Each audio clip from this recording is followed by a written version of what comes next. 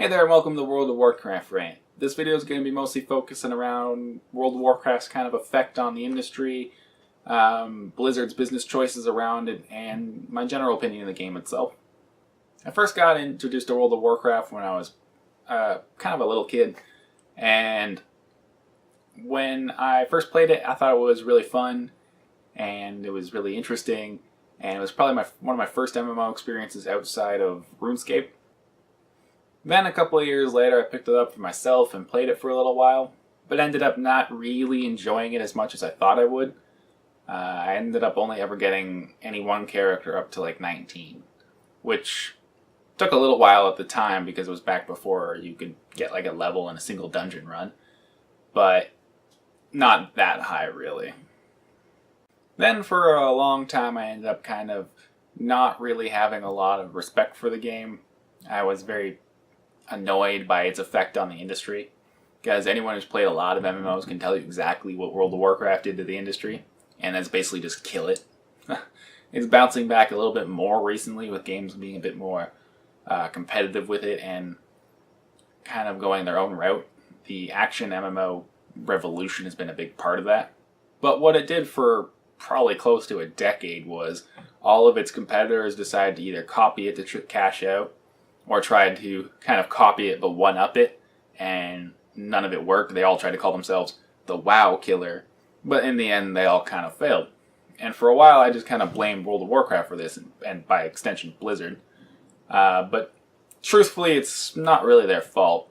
They just did well at something, and other people tried to copy it, which you see in every business. They simply just can't be held accountable for what other companies do. But I should move into why I like World of Warcraft before I get into why I really dislike the game itself. And one of the biggest things you can say about World of Warcraft is it has probably one of the best maps in any of MMOs even today. Some of them are starting to, I would say, compete in the whole creativity department, but with the scale and size of World of Warcraft, not many people are catching up anytime soon. You can go to any area in World of Warcraft and find a kind of interesting environment or something to look at, and it's kind of unique from the one next to it. You're going to get some overlap at this point with how much there is to see, but all in all, if you take a walk across, one of the continents, you're going to have a lot of interesting things to see. Another strong point for them is their plot.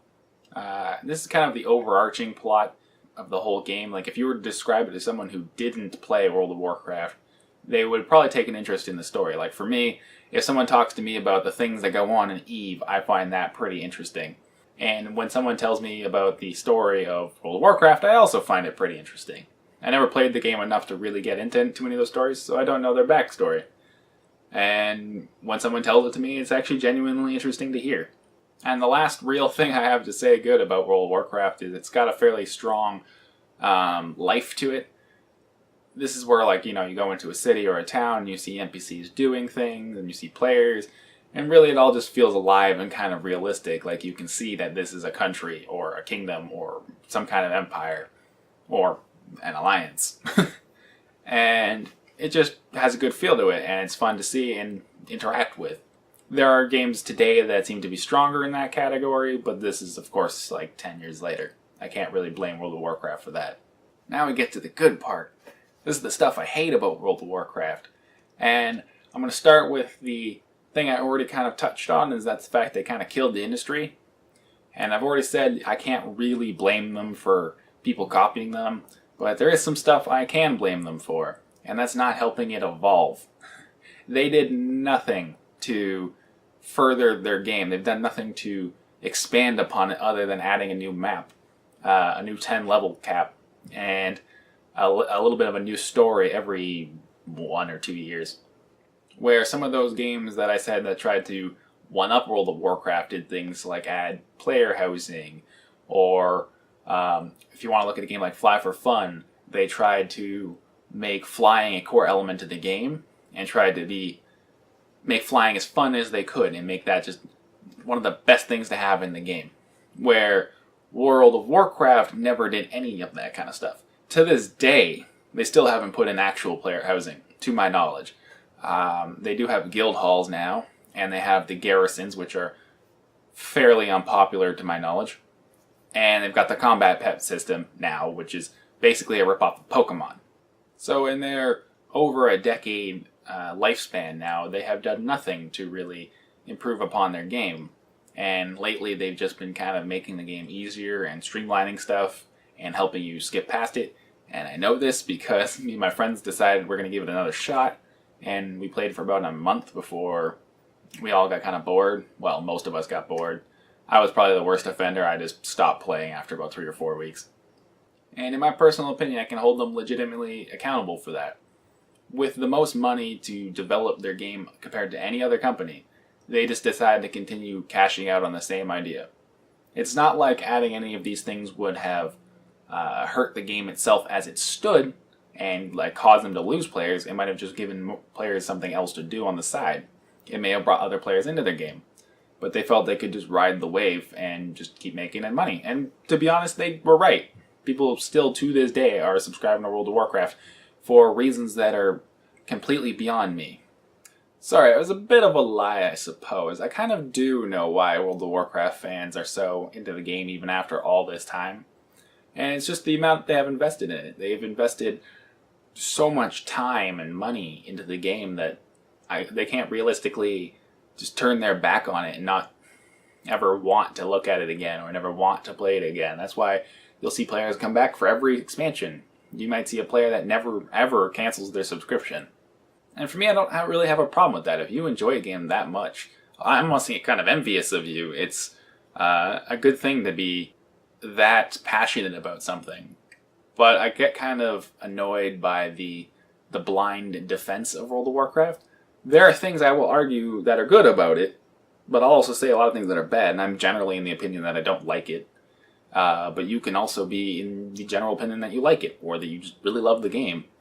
But I've seen a review recently by a kind of a mid-sized YouTuber who does MMO reviews, where in his con list for World of Warcraft, he said there was no noticeable cons. And I'm just like, really? None.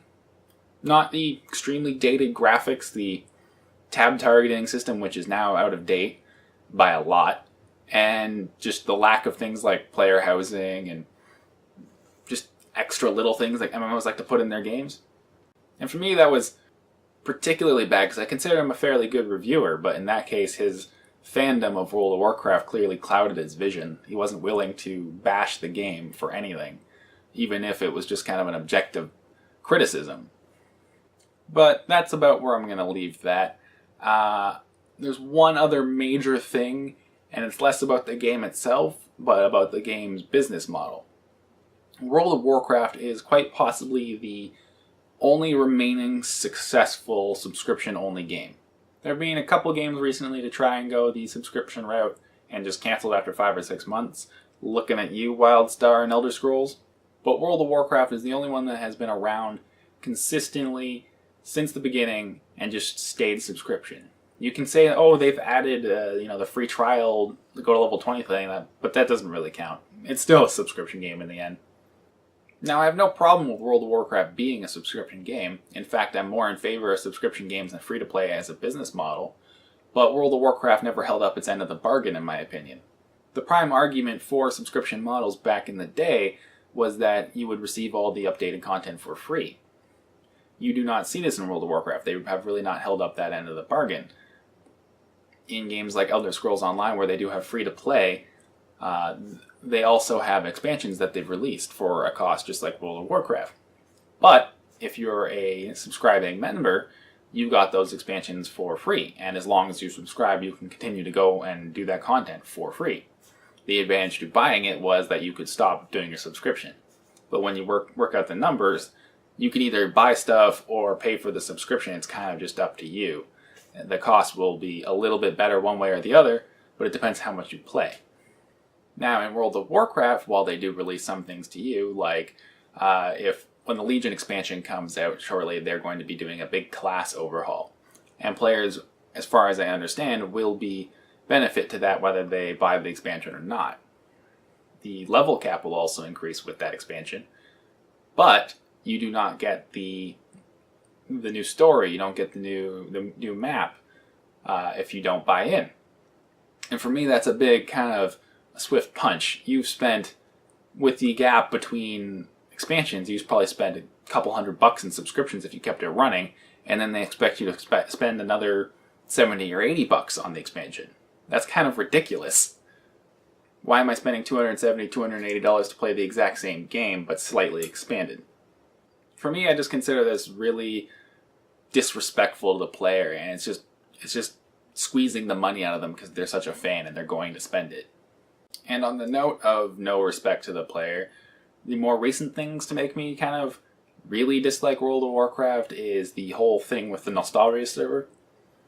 In my opinion, I don't think Nostalria's had a right to stay open, but it did have a reason to be open, and with them taking down this server and so many people coming out saying they love the legacy servers and they'd be willing to pay for a legacy server, there really is no excuse for not opening one, except for a completely money-grabbing excuse.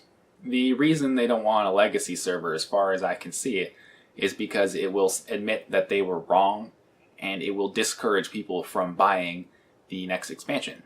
If you like the legacy version better than the future version, you're not going to spend money on that future version. You're going to just go back to the legacy server and you're going to ignore every expansion that comes out after that.